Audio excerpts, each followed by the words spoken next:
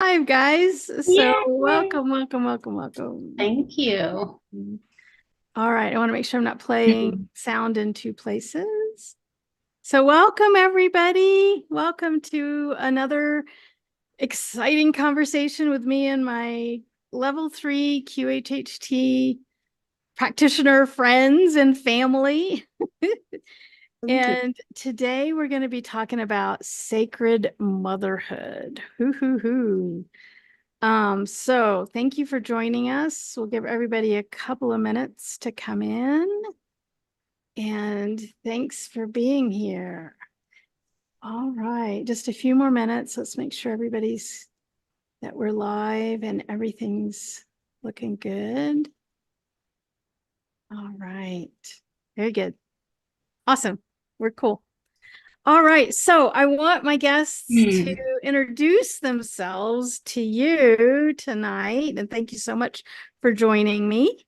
So first, Lily, would you introduce yourself and tell everybody kind of where you are, what you do, and how'd you get into this thing called QHHT? Oh, that's a big ask. Hi everyone. Holly, thank you so much for inviting me. I'm very honored to be here. And Sasha, lovely seeing you again. This is a pleasure, and I'm so grateful. My name is Elena Blaj. You know me, most of you know me as Lily. So, and I'm a level 3 QHHT practitioner in San Diego. My journey, gosh, okay. So my journey started, my QHHT, my QHHT journey started in 2015, I would say, when I was looking for a cure for my back pain. I was after a back surgery that it was fine, but I still felt like, why am I still in pain? Why I'm still dealing with this? And I started to ask the universe and to connect and to meditate, and I asked for help, right?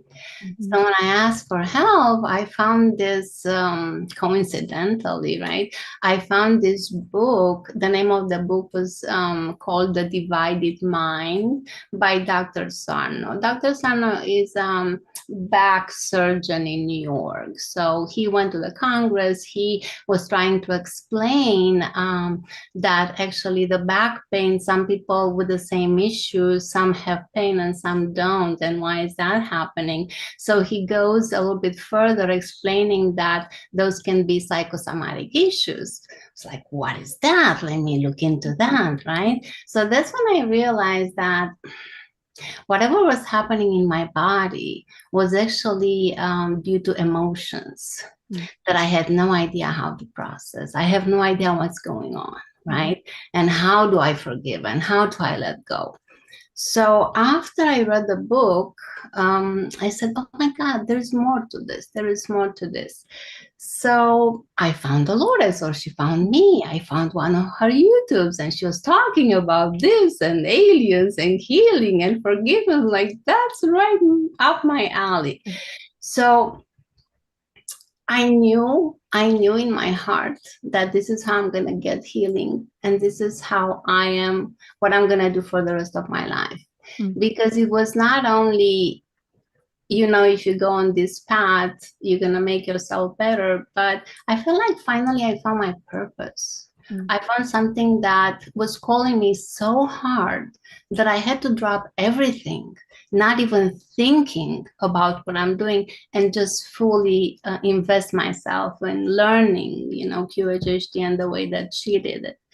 So I was looking to get a session, and then Julia was coming in Burbank in California. I said, I'm signing up for the class, right?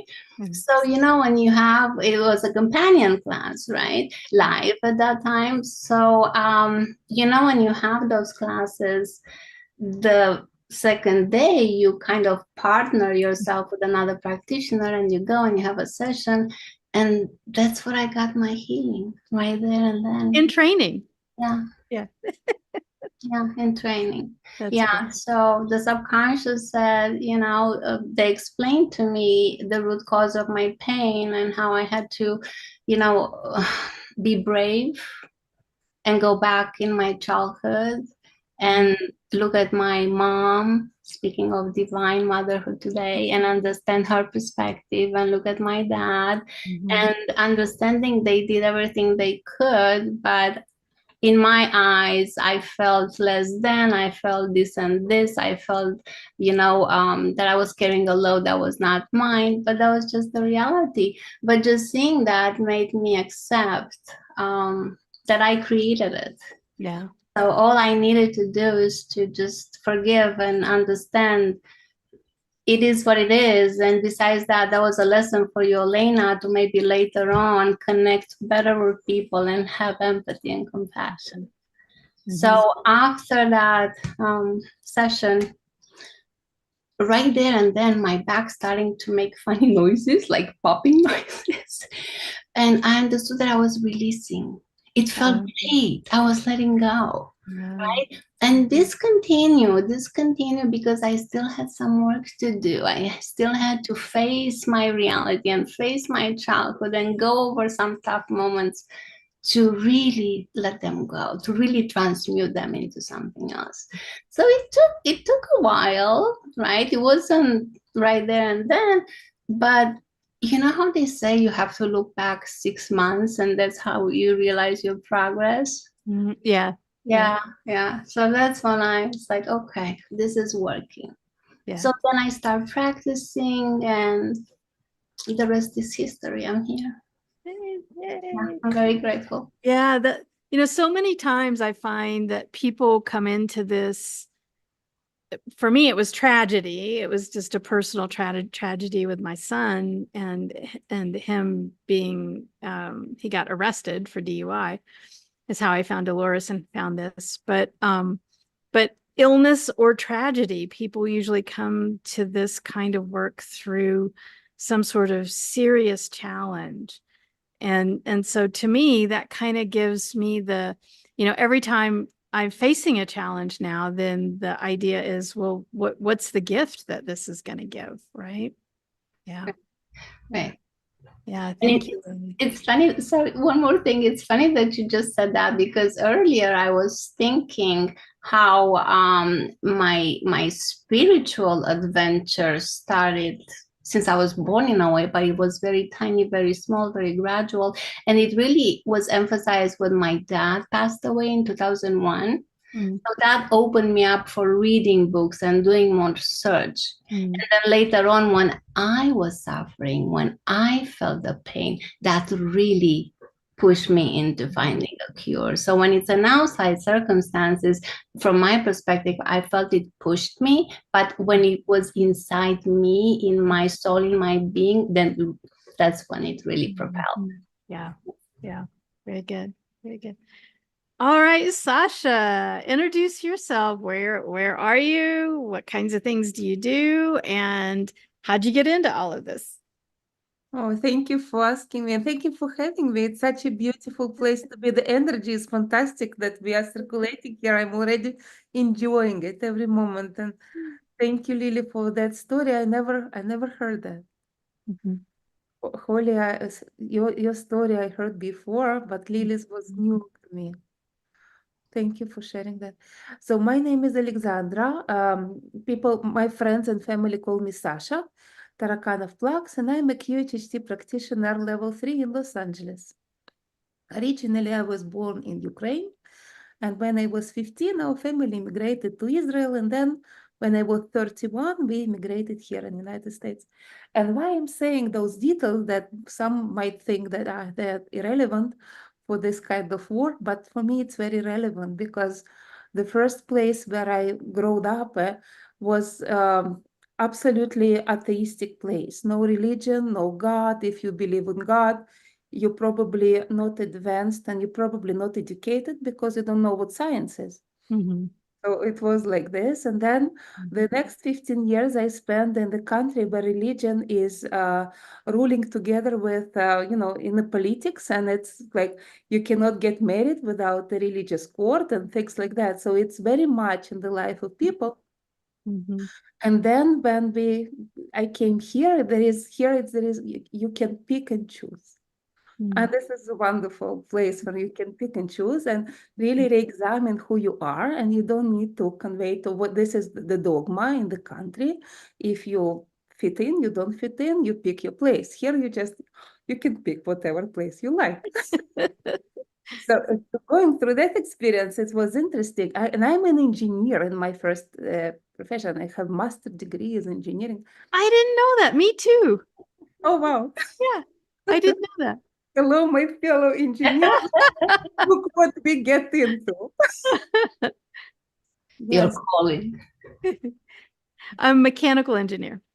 I'm industrial engineer. Okay. So it's probably we're using some skills that we got in our master degree, but actually we are doing something else. Right. And it was quite tough for me to change my perspective because the upbringing and because the education. And then my kids were born here. And pretty quickly, like 6 months in, 9 months in, they started to develop very tough allergies that really make their life painful, and mine as well as a mom. Seeing that it was skin eczema all over the body, and they're itching, they're small, and the blood comes out. Like, it's terrible to watch, especially as a mom. And what can I do for you? I will do anything just to ease what you're going through. And of course, I went to the doctors. First of all, we go to the doctor, and they offered the medication that I would not use on myself, because you put this cream on the body. Next morning, like nothing happened, on the blood disappeared, and you're thinking, well, what do they put in that cream? And it was hormonal cream for, infant. Wow. And then I was thinking, well, what else exists? This is not answering. This is something that I cannot accept in my life. I want something else. Yeah. And then someone told me, you know what, Sasha, you find a professional that is, I forgot the name of the professional, but they give a little tablets that you take in, and this is building up the immunity of the body. There is a name for that profession.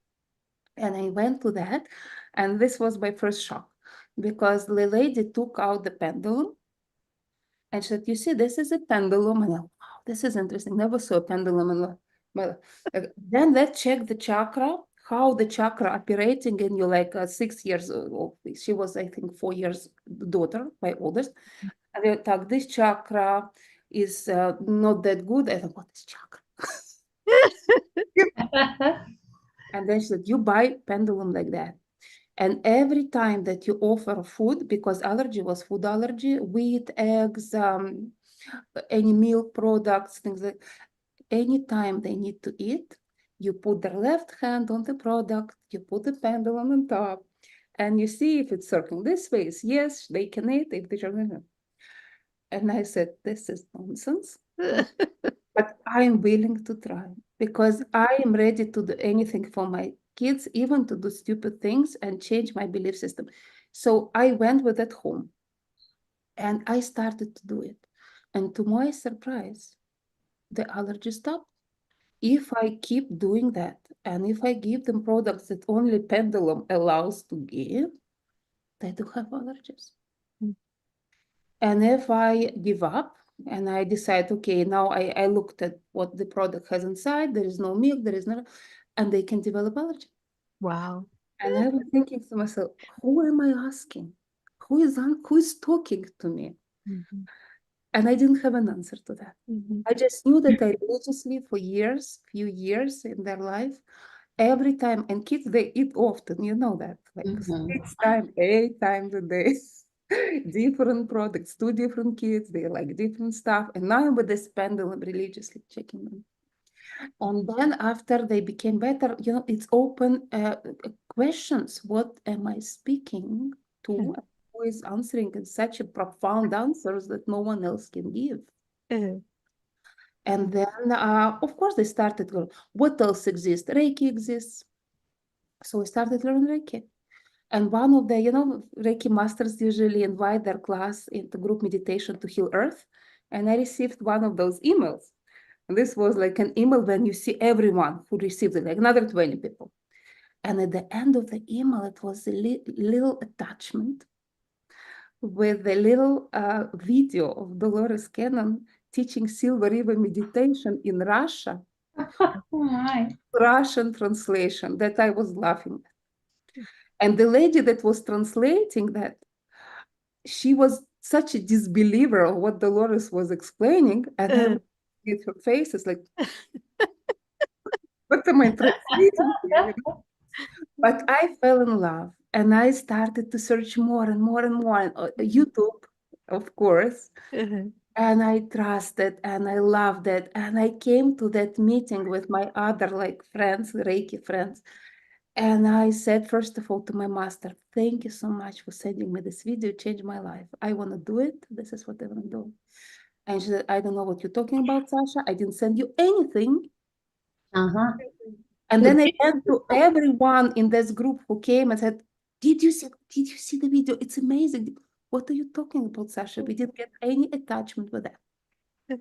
And this is not the first time. After that, I received another emails from people who didn't send them actually because they deceased, like Maharaji Maharshi Yogi, like things like that, which already didn't surprise me. But this is my beginning. And of course, my kids, allergies that kids develop when they're little, they usually disappear when they turn 5, around that age. But I already was hooked, and I continued with that. That So was, the kids opened that portal for me. yeah. So it's fascinating that we're talking about motherhood. And Lily, you came into this because of your mother. And Sasha, you came into this because of your children as a mother, right? And I came into this because of motherhood. Because like I said earlier, my son went to jail and I was a psychotherapist. I had already moved away from engineering and into psychotherapy, and had never heard of Dolores Cannon, would never have heard of her. I was doing corporate things like leadership development and executive coaching and that kind of thing. And my son, who was 19 at the time, he ended up going to jail for DUI. And it was a really, really bad situation, very bad jail that he was in. And I was distraught and an emotional wreck. And I couldn't visit him, but I could have phone calls with him. And in one of the phone calls, he says, Mom, I found this book I think you'd really like. And it was Convoluted Universe Book 4. And so we had our conversation and hung up. And so I just went to Amazon, click, get the book, no idea what's in it. And I start reading this book and I'm thinking, oh, everything I've ever believed in my entire life. And here it is in print. And I've never seen it in print before. And then I started reading and reading and reading every one of her books that I could get my hands on as fast as I could read them. And then he got out of jail and she was having a weekend seminar in Sacramento. We were living in Phoenix at the time and she was in Sacramento. And so I told my son, let's go see her. Let's be in the room with her. But Sasha, you'll appreciate this. As an engineer, I'm thinking I had so much respect for her, so much respect for her research, and so much respect for the wisdom she was sharing. But I'm honestly thinking, this hypnosis stuff, that's not going to work on me. That's no. But I'll go, and it'll be good healing for my son, and we'll have a nice weekend together and all of these other things. And so, of course, in these seminars, she would put 200 people into hypnosis simultaneously, right, with her group regression scripts. And the whole time I'm thinking, this isn't going to work on me, but I just, out of respect, I'm going to be here and participate. And of course, we go into the first hypnosis, and I'm having this profound experience that I knew beyond a shadow of a doubt was not my imagination in a past life. And then like she pulls us out, and I'm like, oh my gosh, this works. This really works. Like I'm gonna run up to the stage and tell Dolores Cannon, did you know this works? It's so sweet. She's only been doing it for 30 years at that point. And so anyway, that was in January of 2012. In February, I was in training. I'm like, I'm done. I know what I'm doing for the rest of my life. This is too powerful. I'm good to go. And my son and I now, of course, my son, he's living his best life. He's a geochemist. He's got a great girlfriend. I mean, he's a happy guy. But today, now, 12 years later, we can laugh.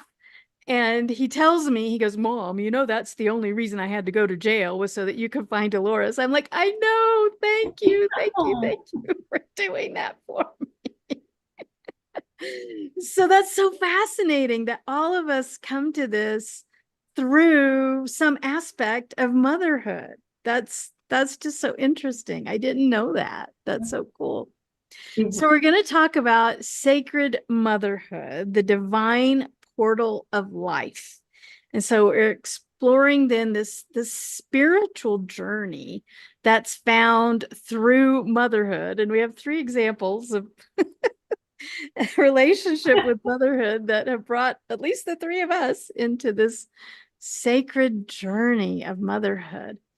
So let's talk about our own experiences of motherhood. Sasha, you shared a little bit about how it came to you. So how do you think, beyond bringing you to QHHT, how do you think motherhood has affected you spiritually, your own motherhood, you being a mother?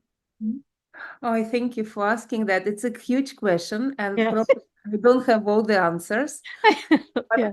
what comes to mind is that motherhood completely, it's like amazing coach that our kids are coaches that don't give up. Like every day they show up to work.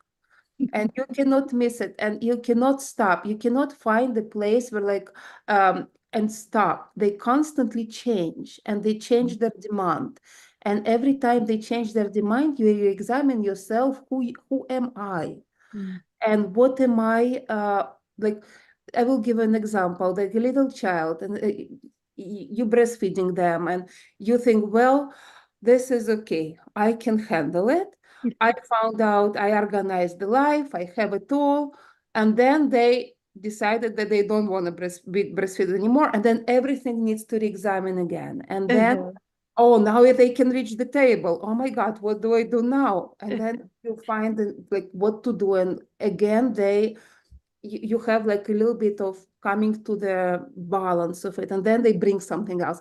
And they grow constantly, and you find this balance where you are, and then they upgrade it again, upgrade the challenge. And when they little, it's more like physical challenge, right? And when they become older, the challenges are changing, and it's constantly like a coach. Like, okay, who are you now? And to make those choices, the older they get, I have to check with myself, what are my values? Yeah. What am I bringing to the table? How do I, who am I now? Because I am changing too. It's not that we are without the change, we grow up, that's it. So how is my relationship with my husband? How do we parent together? Because it's not just the mom in the picture. There is other people too that are taking those roles to guide the kids. And what I see in that, and what I'm grateful for, that those are teachers that will always show up and will not give you rest. Yeah.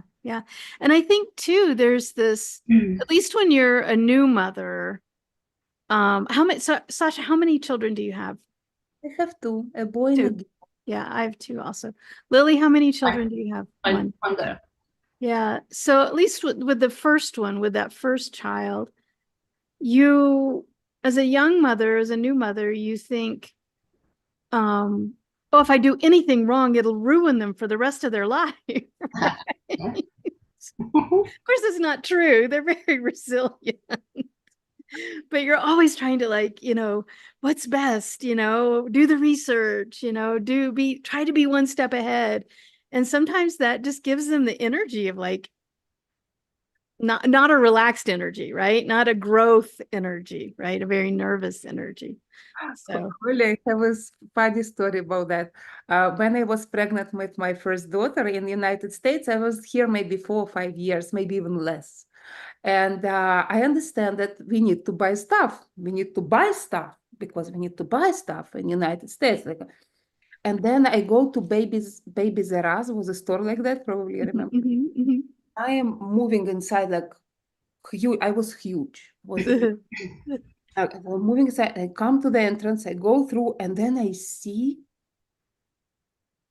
endless amounts of stuff, and I freeze, and I have a panic attack. I will be an awful mom because I have no idea what this stuff does. And it's probably essential for motherhood because otherwise it will not be such a big culture around. Yeah. And then thanks God, I called my friend. She said, Sasha, don't worry, give me 15 minutes. I'm gonna be there. And please don't buy anything before you come. But this fear is real. yeah, Real thing that you're talking about. What if I will not be a perfect mom? yeah, yeah, yeah. Yeah, but I think you're the worst judge for yourself, right? Kids don't see it like that. Yeah. It's the way that we have our hearts involved so much in raising that pressure piece of us. We Yeah. panic. Yeah. Yeah.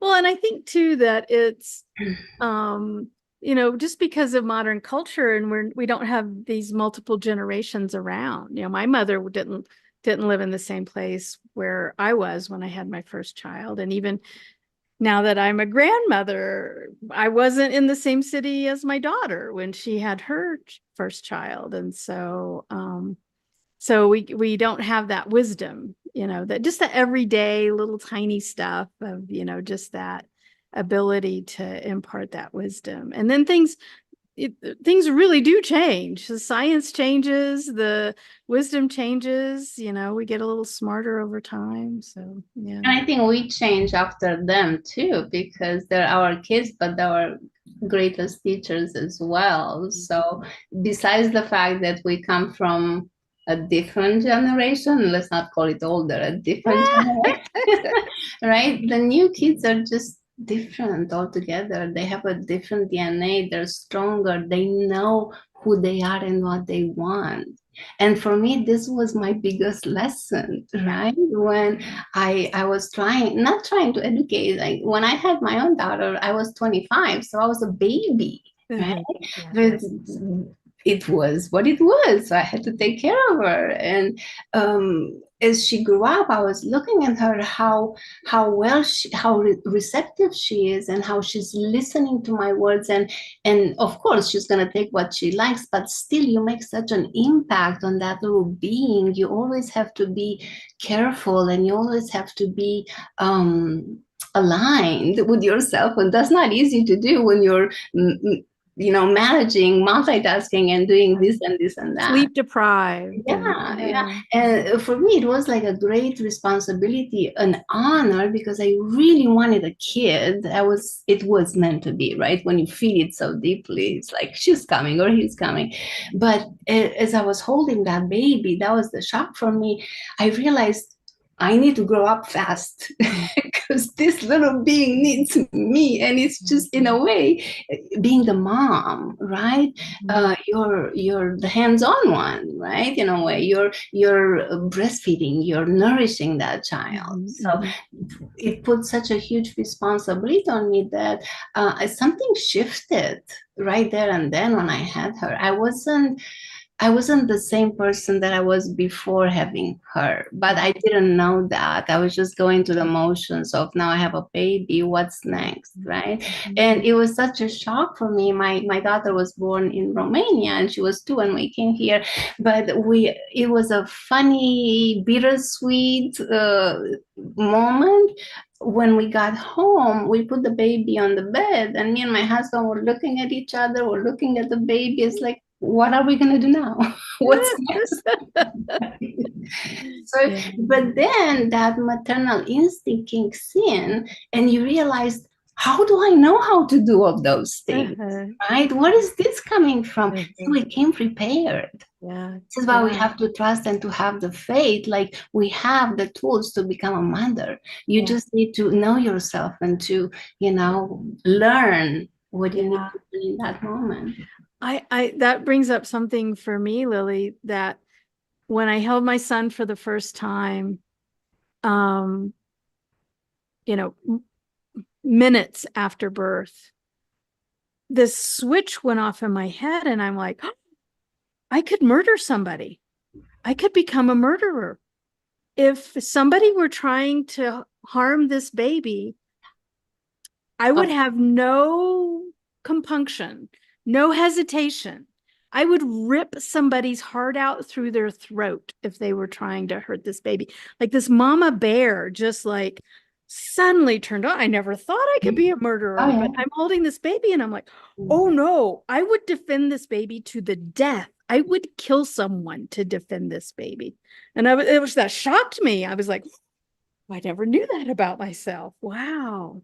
Yeah, those instincts, man, they kick They in. just kick in. And a little addition to your funny story, Sasha, because we're kind of like the same culture in a way of background, right? So I had the same shock as you did that babies are us, right?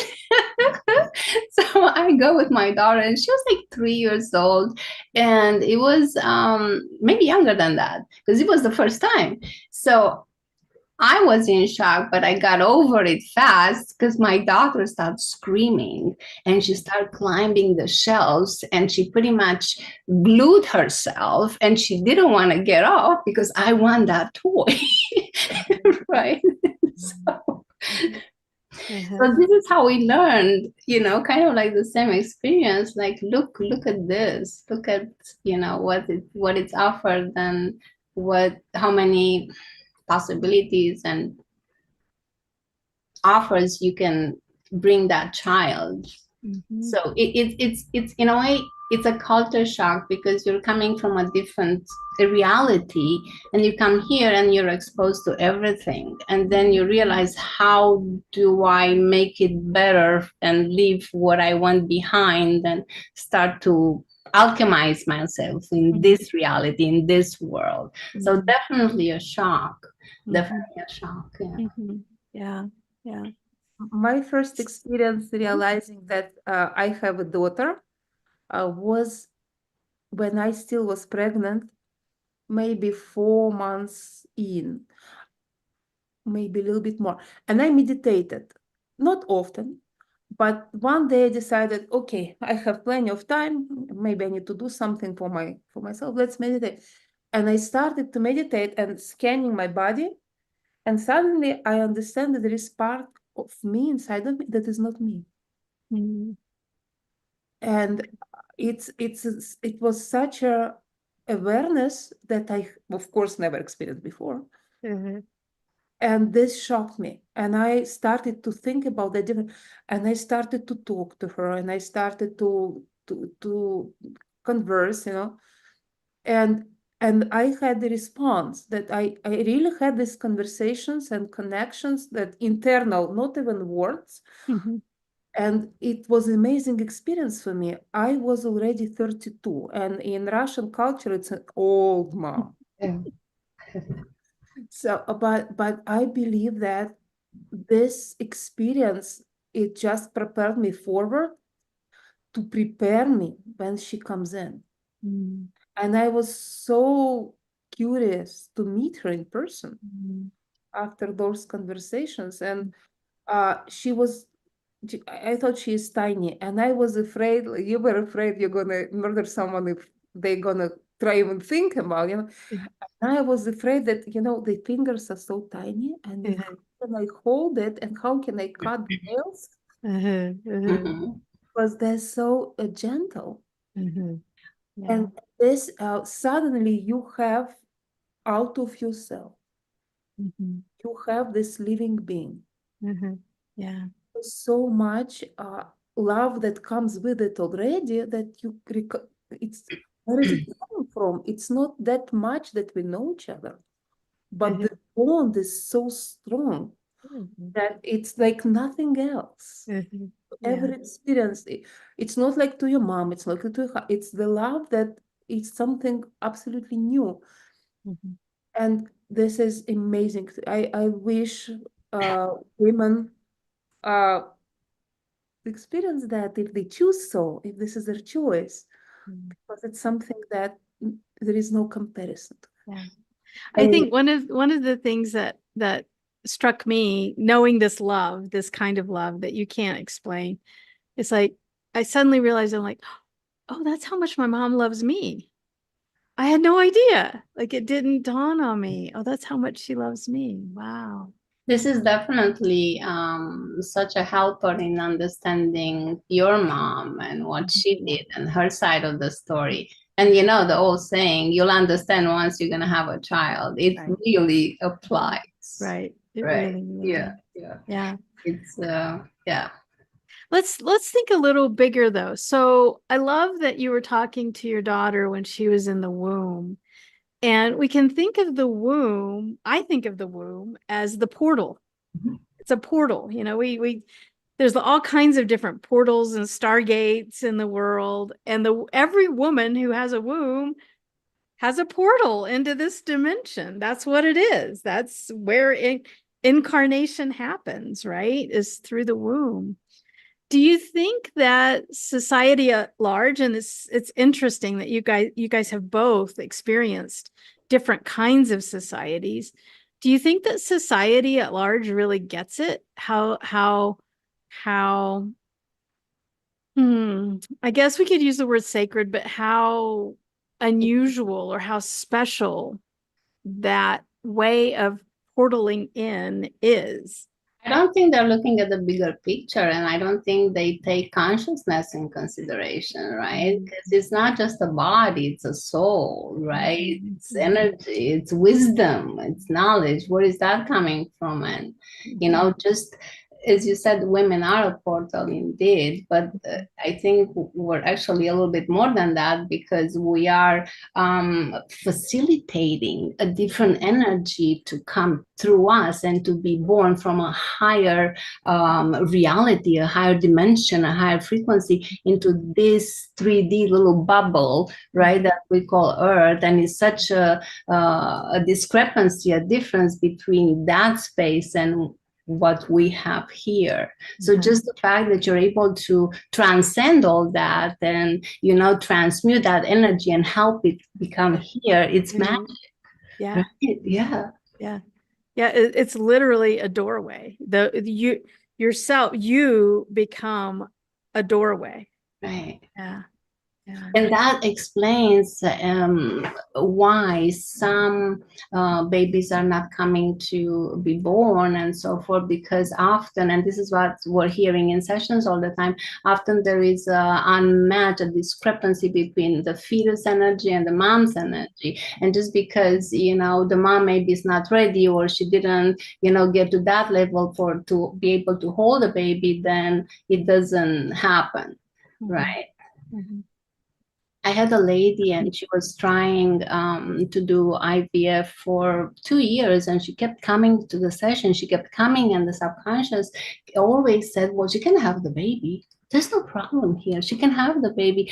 But the thing is, fear was blocking her all the time. And the subconscious kept telling her, you do not understand the magnificence of your body. You can do whatever. You can bring not even one baby, you can bring two. But please believe, please, you know, raise your frequency, work on yourself, do the work to be able to facilitate this transition. Yeah. Yeah. Sasha, what do you think? You've lived in so many different cultures. I mean, you described the extremes of the first two cultures that you lived in. What do you think that around the world humanity really understands the what's going on here, the sacredness of it? I think it's a choice. If you would like to take it this way and understand this way, I understand that in the way my mom described her going through birth and carrying me, that it was a very unpleasant experience. from society and how the hospital looked like and how they treated women who were giving birth. There wasn't much special respect to that. Mhm. It was like another procedure. Let's get done with that. Mhm. Uh, and in Israel, the opposite is true. Like kids are gods. Mm. You cannot say something to the child. They are whatever they want to do. They need to do. Mm. And if you don't have 3 kids and you want to do this procedure that Lily just for free they're gonna get because you need to have kids, it's completely different, but Mhm. society, it's usually for them kids, like if you talk about culture and country, it's for them it's just another way to create more citizens, right? But Yeah. for us as the individual, it's a different story. Yeah. And when we talk about love and how many movies and books are about love between partners, Mhm. but I don't remember many about this process of being pregnant, Mm. how wonderful and what this actually is. And giving birth, it's kind of somewhere there. Let's close the door Yeah. after the baby is born, and then like 3-4 months, so it will look beautiful. And Uh-huh. then we're gonna expose and share. So I think there's not enough. Maybe we are not open yet for that. And I'm not sure it wasn't like that always. Probably it was different. But Mhm. I'm thirsty for that. I would like to see that more. Yeah. I think it help our kids because our kids, like girls, they get their menstrual period. Like, oh my God, did you get a menstrual period yet? Not yet. Oh, you're not on time or something like that. Mm. But it's like it's our like you just I like how you described. First time I heard that you said it's a portal. It's your portal Yeah. becoming active, Yeah. and it takes its own maintenance every month, Yeah. and it maintains the whole body renewed. Mhm. Celebrate. Mhm. Yeah. So there is I think I'm really thirsty to see different perspective on that. Mhm. And I think we will, just because, like the new kids, the new generation, they have a different mentality and they will ask and they will impose and they will have it their own way. They have a different approach than we did, and they're not as shy as we were. They're Yeah. not afraid of like talking one-on-one to the doctors and or whomever, adults in general, and telling them, no, you're wrong. This Mhm. is not how it's supposed to be done. That's Yeah. why I have high hopes Yeah. for all of us, because they're going to change the world. Yeah. Yeah. I really like for my daughter to have a different way. And I think she's very like straightforward. This is how I want her. She's showing me that, and I am so proud because, like you said, Lily, I was very shy. But probably it was like cultivated. Woman needs to be shy. Mhm. So, Yeah. Uh, but they're not, and they teach us too. They teach me how not to be like they're new and to listen like in Russian, like I'm Jewish, but society when I grew up was Russian. So girls they don't do sports. Mhm. Do they can do dance? This is wonderful. Ballet, it's very good. But sports we don't do, especially when my daughter came and said, Mom, I want to do water polo.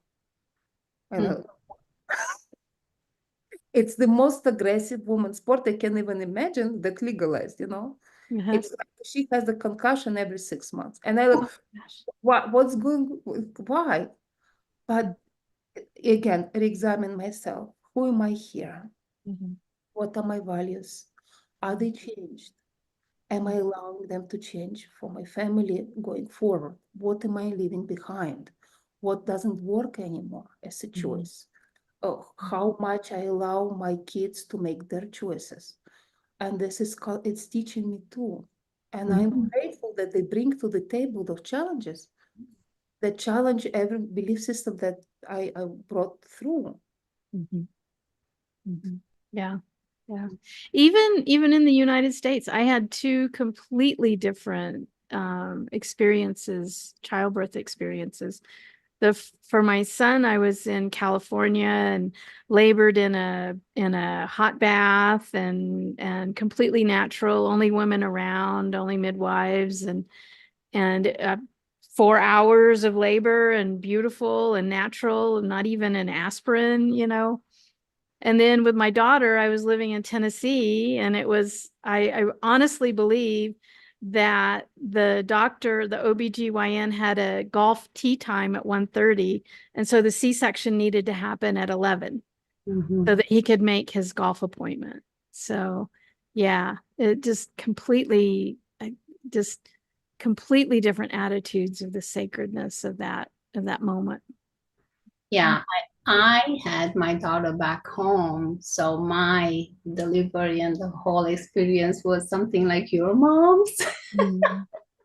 Because at that time, so 30 years ago, there were no painkillers. The doctors were treating you like you're a child, having a child. Probably you were, but still that entitlement makes you feel like, oh, what's going on here, right? But even the labor and everything was pretty interesting. I think that affected me later on. I don't know if that's the reason I didn't have another one, but it was very traumatic, very traumatic.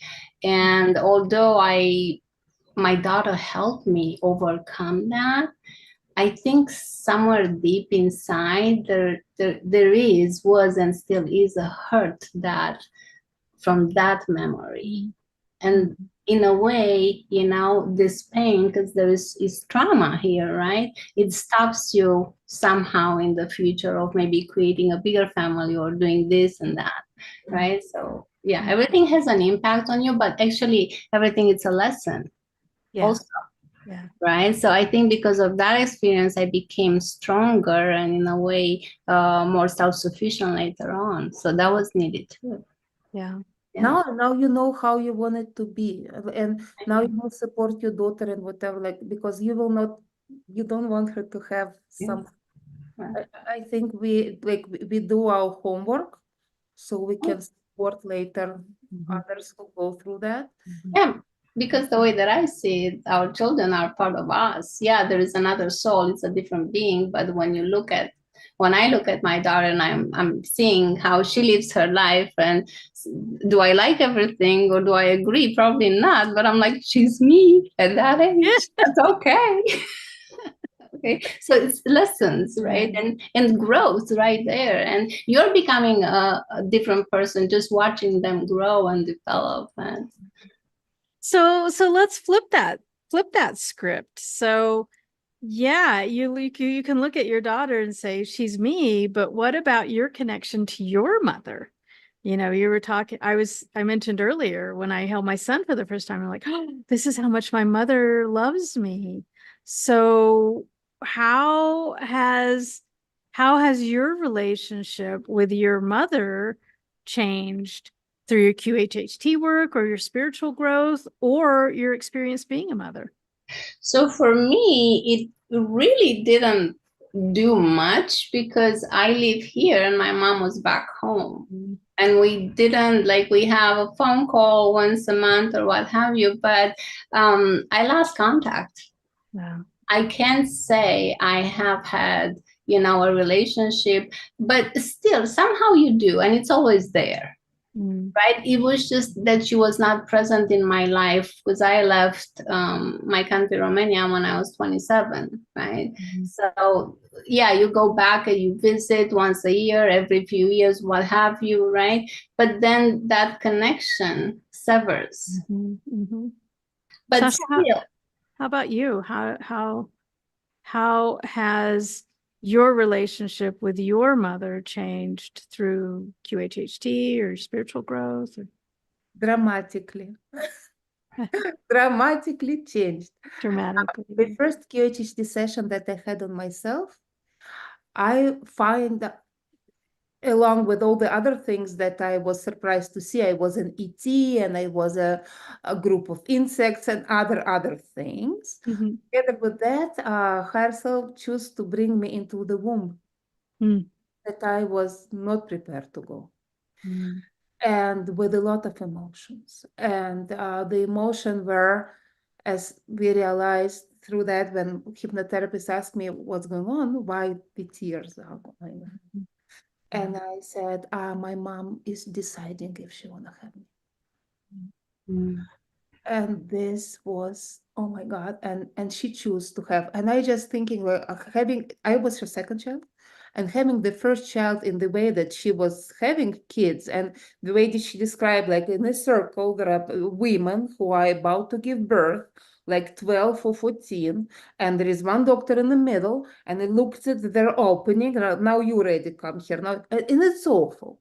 It's awful. It's like terrifying even to think about that. So she would like think about that. Why wanna have that? You know, again, maybe other things she would consider, but she chose to have me. And this, the moment I accepted and let go of that trauma, my relationship with my kids changed. And I remember that I realized after like a few weeks after that session, I realized that my pain that I had in my throat is gone. I was reading stories to my son before he went to sleep, like 10, 15 minutes. And after 5 minutes, I would feel something there that it's different. It's disappeared. And of course, right after I said, this is what I'm gonna do. So I took a course. And who do you think was my first client? Was my mom. Was my mom. And we did, I think, 2 sessions together, not back to back. But in the first session, she went only to this lifetime. And her question was, what this life is about? What's important here? As she was shown 6 or 8 little pieces of her life when it was a lot of love. She was born, her grandma is holding her, she is just little, and then her father is taking her to school, and then, things, little bit of her first kiss, her first baby, all these love moments that happen. And of course, as a newbie in QHHT, I decided I'm not sure if the session is even valid. There wasn't past life there. There wasn't higher self there. She only saw what she knows. And little I knew how important it was for her and for me. You see, for me, QHHT bonded me with my mom in a different way because I learned to understand her perspective and her way of being and why. So through QHHT, I learned to forgive and accept again what happened. So I let go of that trauma in a different way because I didn't get a chance to give my mom a session, nor that she was interesting because this is not who she was, right? So it's still, I think it's helping you, it's opening up your mind and helping you understand, it's just a person, maybe a kid raising a kid, and that time they don't have access to knowledge and to wisdom to do better. So I have to accept that. So yeah, that was a big moment for me. I think another that you kind of piggybacking on what you just said, Lily, there is another thing that often comes up in QHHT sessions, because your relationship with your mom is probably one of the most complex relationships that any of us have, right? Whether she's living or not, whether she's, did great things for you or not, or it's still, even if it was idyllic, it's still a complex relationship. And I think I see a lot of times in QHHT sessions when people are, when that comes up, when the higher self brings that up, that, well, she needs to consider her relationship with her mom, which comes up not infrequently. They talk about forgiveness, right? The need for forgiveness. Yeah.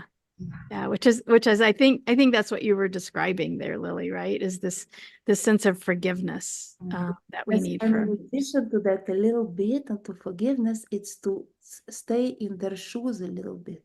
Yeah. And then you understand. There is no, because you just know that they had the tough choices to make.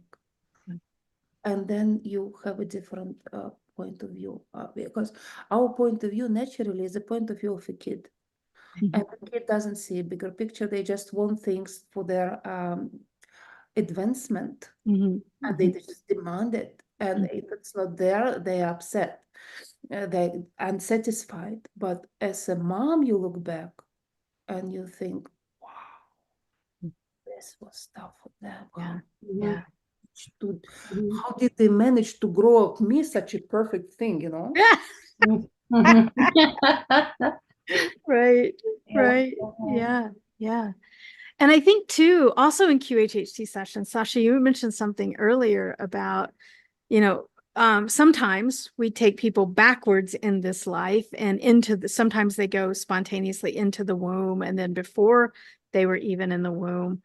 But my experience is when clients go into the womb, they're very aware of their mother's emotions, Mhm. very aware of their mother's emotions. And so that, maybe that's a little bit of a tidbit for people, for younger people who are on the call tonight, that if you're going to become a mother, or if you are pregnant, be careful, because that fetus is feeling everything that you're feeling.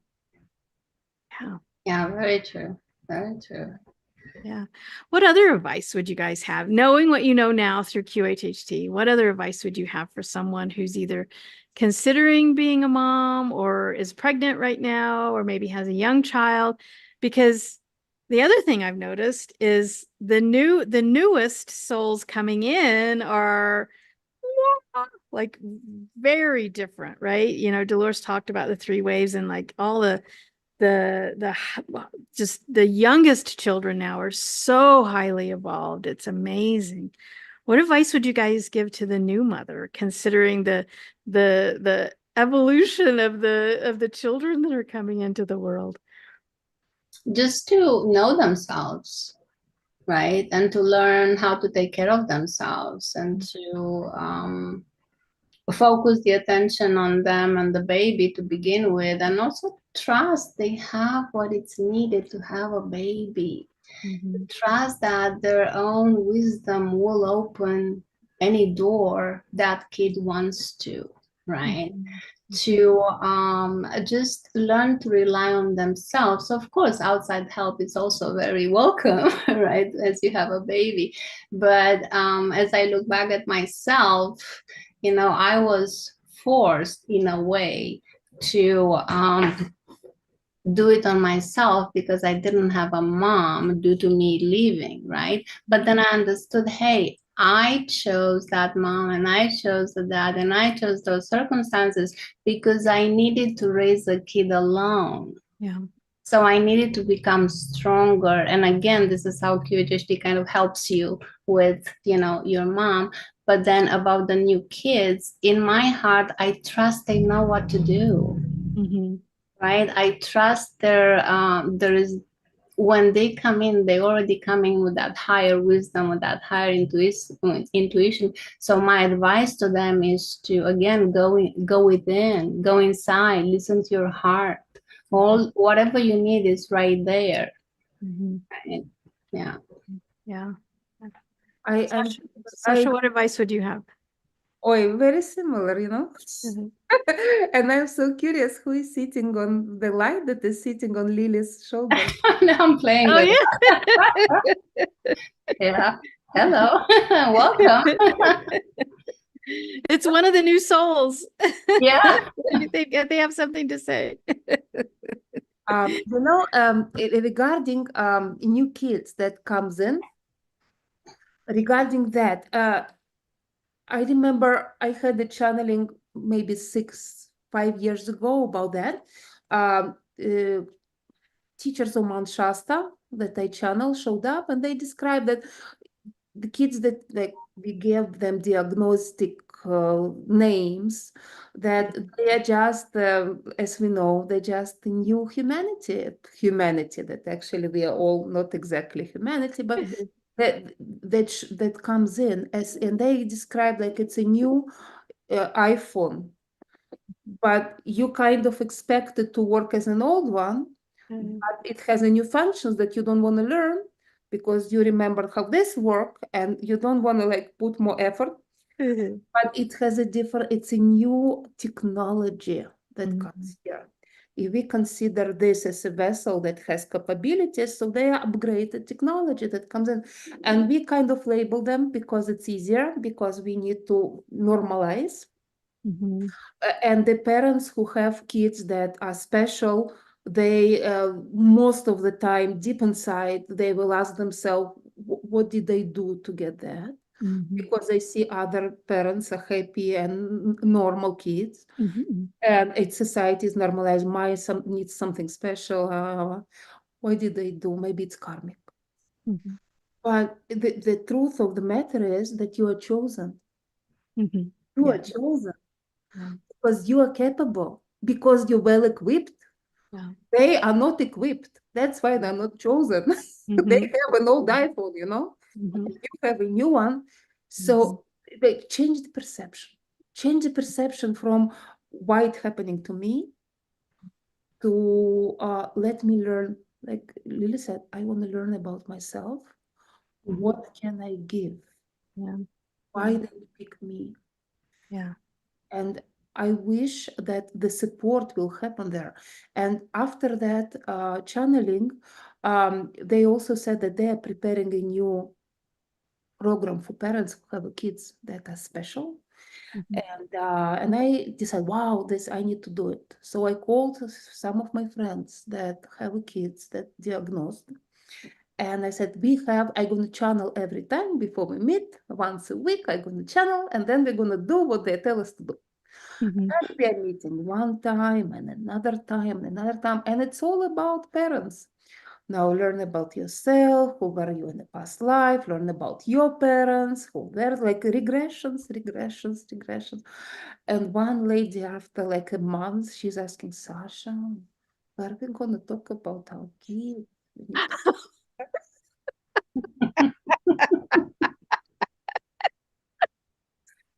And I like I'm asking her, the kids are fine. You need to do work on yourself. Like Lily said, work on yourself. You Yeah. Yeah. Tell everybody about your channeling, Sasha, and who the teachers of Mount Shasta are. teachers Because of we're referring to them a lot, but a lot of the people listening have no idea what you're talking about. after visiting Mount Shasta with QHHT reunion in 2018, 1 year after, they showed up by themselves in one of the casual regressions that I did with my friends. And they said that they are preparing a program for parents, especially for Mhm. parents. And that they are the teachers of Mount Shasta, which is this spiritual Spiritual, yes. They're council. Mhm. non-physical beings Mhm. Mhm. that as a group, they deliver that support, that help that people need right now, especially parents. So for 3 years, 2.5 years, I had groups like that. And in English and Russian, different languages. And then they said that your research is complete. You can close your groups.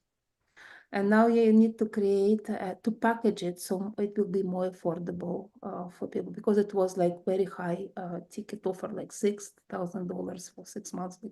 But it needs to be for more people. Mhm. So this is what I am about to do now, Okay. make it available. But it was fun. It was really fun. It was fun because the people in the groups were from different countries. I had one from Ukraine, I had people from Israel, I had people from here, and they all have the same challenges. But the kid, Mhm. Mhm. it's Mhm. universal. Yeah. So a lot of our listeners, that brings up another question. So if you don't happen to be spontaneously channeling a council of spiritual teachers like Sasha did, what advice do you have of just women helping women or people helping women as in their role as mother? Just be there for them when they need you. Have an open heart. Remember where you were at that time, right? And trust your own intuition, trust the sea, trust the higher self. You will get the guidance that you need and you know, information that that person needs, and it's just gonna come right out of you. So it's important to keep an open mind and to understand that woman is there because she needs you. So we're also here to do a service to other women and to share our experiences from the past, not to keep them, just to share and to help them grow and them, you know, raise their children in the very best way. Mm-hmm. Yeah. What I notice with myself, what's the most challenging for me as a mom, and what I would like, right, looking back, I would definitely use some help with that. To have someone next to me that constantly would remind me, don't forget yourself. Yeah. Because it's not just physically and it's not just taking care of yourself, it's just who you are. Yeah. Because everything is changing and you need to examine it. And you know, when you look at the artists that they do self-portraits from time to time, they paint themselves because they re-examine, who am I now? How did I change? Mm-hmm. And not to lose yourself in motherhood. Mm-hmm. And just to be with them, okay, this is a bit, let me help you if you need help, but what's going on with you, where you are now. Yeah. And this Yeah. reflection allow them to reflect, Mm-hmm. because when we lose ourselves, when years after you look back, where am I? Right. Right. Yeah. Well, it's like you spoke earlier, Sasha, about, you know, how you have to be a different coach at different ages for the child. So you're constantly changing your parenting style and constantly changing what you're focused on for the benefit of the child. But you got to do that for yourself too, right? Yeah. And I think, you know, we've been talking about little kids a lot, but you know, also too, when your children become adults, that's a completely new relationship that you have to develop, and a new relationship with yourself, a new definition of yourself, because you've been so exhausted, just your energy so devoted to this other person or these other people, and now suddenly they're adults and they're on their own and they're off at college or they're getting married of their own or having their own kids or whatever, and it's like, oh, suddenly now who am I? Because and here's another observation. I think it's so weird, and I'm wondering if in Romanian or Russian or Hebrew, if there's a word for this. We do not have a word in English for adult child. And those two words together, that's an oxymoron, adult child. We don't have a word of how to call our own offspring that's an adult without using the word child, and obviously they're not a child. But yeah, this now who am I that I'm a mother, but I'm not a mother. It's a very, very, very different role. Well, you're talking about the empty nesting, Yeah. and that's really challenging. Being there 10 years ago, right? It's a time and a place when you really have the chance to find yourself and to dig deeper and to see what is it about that child that left the house that's affecting you so much. And it's reflecting back to you, because you have to understand they're going on their own way and their own journey and their own path and lessons and so forth. But then you're left with an empty crib and you're trying to fill it up, but you're the one that's gonna have to face the reality and look yourself in the mirror and ask yourself, what now? Let's talk. You and you, right? So definitely a huge challenge that life can throw. But what I would advise people going through that, just to trust, because they have what it takes. They just need to go within and see, how can I build my life from here on? Yes, the kid left, the house is empty, but where is this taking me? And often it's taking you to look at the relationship, to look inside your home and see, or oh, this is great, thank God. So the leaving of your child is putting you in certain situation that there is no way out. You have to face the reality and you have to push yourself. You have, like Sasha said, you have to go find yourself. Find yourself, yeah. Yeah. And then you find another version of yourself, and that's beautiful, and you're starting to build that up. Yeah. Yeah. Yeah. Anything to add, Sasha? I don't have advice on that. I'm still with my Yeah. kids. Get ready. The things that I do notice that in my clients and my family, that it's really affecting an adult child, adult child. There is no words like that in English and Okay. Hebrew and in Russian. I'm not familiar with. It's Mhm. a child. It's very what really affecting them, our happiness Mm. of the parents. Mhm. Because if we are content, if they know that we are not like sucking for the retention and that we found our life purpose that is changing constantly, Right. uh, they are happier. Mhm. And working on yourself in the way that Lily is talking about, it's actually nurturing their life because they feel more, they feel stronger Mhm. when they know that we are fine. Mhm. Yeah. I mean, that's kind of the goal, right? Is that your children don't need you. We work also They hard. want you, but they don't need you, right? Just and for them, especially in the beginning, for them that they know that they can always come. There is a place for them. There is a love for them, and there is not whatever choice they make. There is a love there, and we just admire the choices. Mhm. That puts a good foundation to their future and their relationship, because that's what they do. They want to be like mom or like dad. And where would they look? Inside your home, your family, your parents.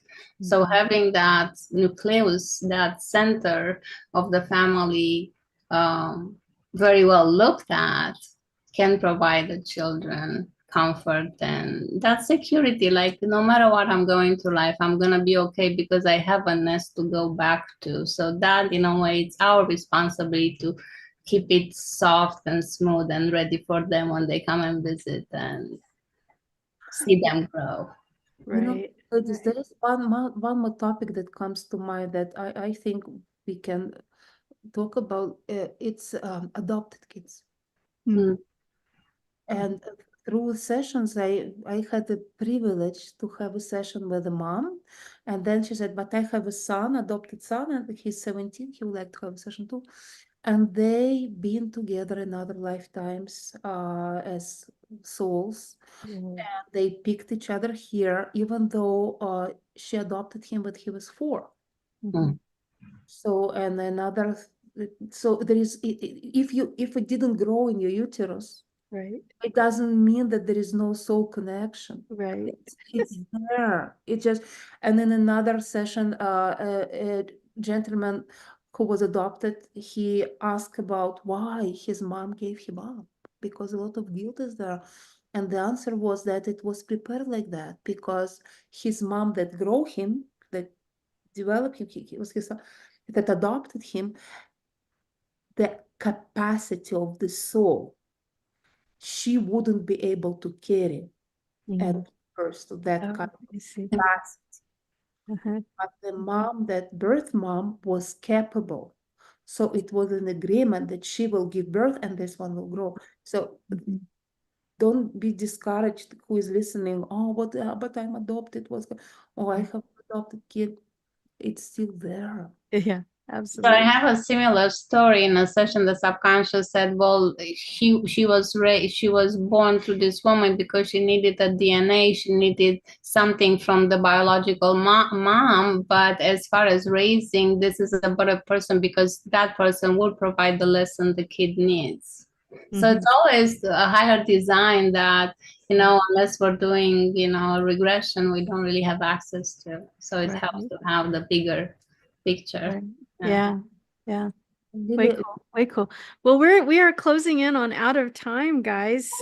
So last words of wisdom on the spiritual journey found through motherhood. Lily, what would you tell people about the spiritual journey found through motherhood? I'll tell them to trust their heart, to trust the wisdom that's inside.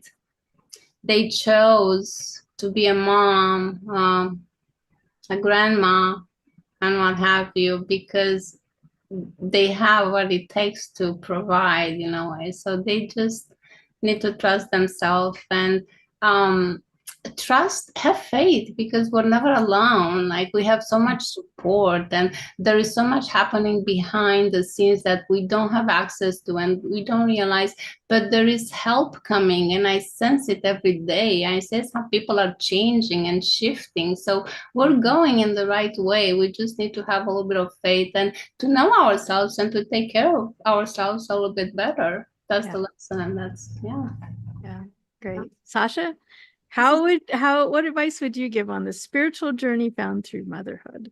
I would recommend to look at it as a privilege and as a PhD of life.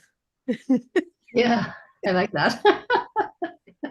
Doctoral degree, like high level of education. Yeah. Yeah. And men, don't feel bad about this, because in other lives you were women too. Okay. Yeah. Yes, we've all been there. We've all been there. Yeah, and I loved what you said earlier, Sasha, too, about how be open to your child being the teacher, receiving their wisdom, I was in meditation the other day, and of course meditating about my granddaughter and how do I help her and whatever. And the higher self said to me, you see her as a 1-year-old infant.